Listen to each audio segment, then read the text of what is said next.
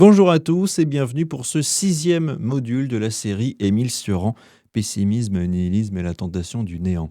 Dans les modules précédents, nous avons examiné la biographie intellectuelle de Cioran, son style aphoristique, la souffrance et l'insomnie comme révélation ontologique, le nihilisme comme vérité nue de l'existence ou encore l'antinatalisme comme conséquence logique de cette lucidité radicale. Aujourd'hui, on va élargir le regard, on passe de l'existence individuelle à l'histoire collective, puisque nous abordons désormais dans ce module 6 la critique ciorannienne de l'histoire, de la politique et de la modernité, car pour Cioran, l'histoire n'est pas une marche vers le progrès, ni une dialectique rationnelle, ni même une aventure héroïque, elle est une farce sanglante, une succession d'illusions collectives et de massacres justifiés par des idéologies mensongères.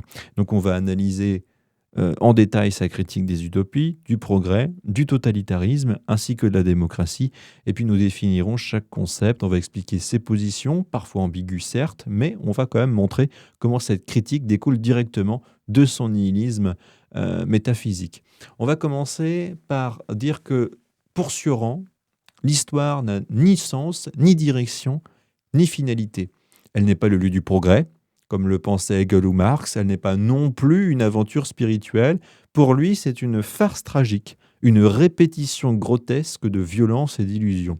Il écrit d'ailleurs dans Histoire et Utopie, « L'histoire est un cauchemar dont je cherche à me réveiller ».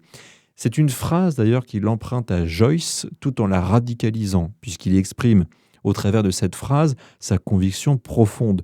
L'histoire est le théâtre où l'homme, incapable d'accepter le néant, invente sans cesse des fictions collectives, religion, idéologie, nationalisme, pour masquer sa propre vanité et sa propre mortalité.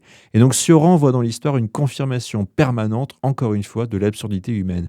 Chaque civilisation naît, s'épanouit dans l'illusion, puis décline dans la violence et le mensonge. Il n'y a donc pas de sens de l'histoire, il n'y a que des cycles de grandeur illusoire, suivi d'effondrements inéluctables.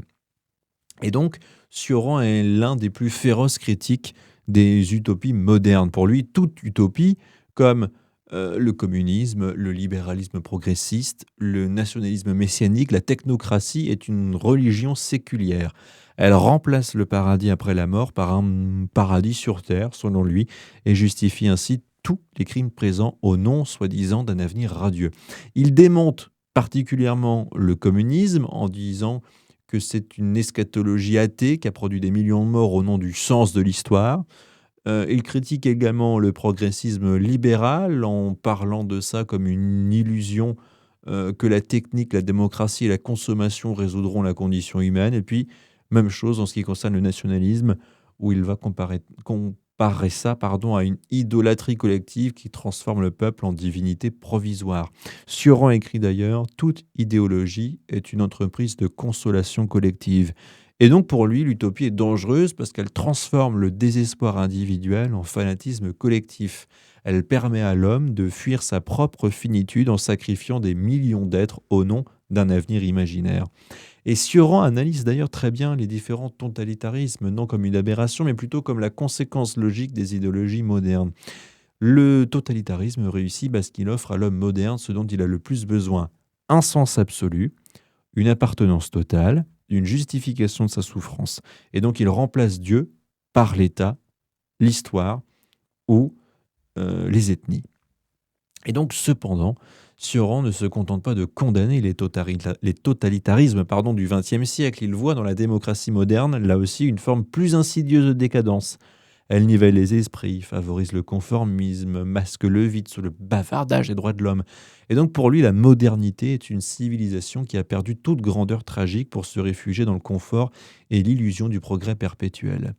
Et donc Cioran est par exemple extrêmement sévère avec la démocratie, puisqu'il la voit comme le régime de la médiocrité triomphante, où le nombre remplace la qualité, où le bavardage remplace la pensée, et où le court-termisme remplace la vision. Il écrit d'ailleurs « La démocratie est le régime où les imbéciles gouvernent les imbéciles ». Et donc la modernité, selon lui, accélère le déclin.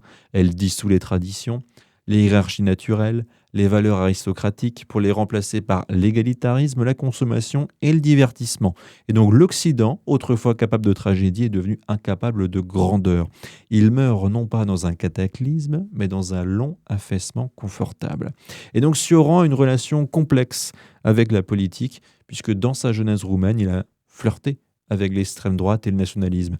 Il l'a regretté amèrement par la suite, parlant de mes erreurs de jeunesse avec une sincérité douloureuse.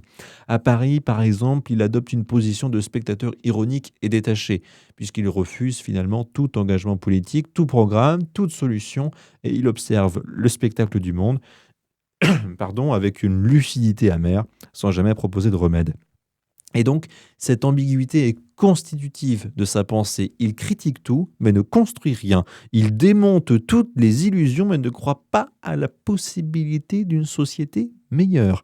Et donc, avec ce 6e module, nous avons vu comment Sioran étend son nihilisme individuel à l'histoire collective.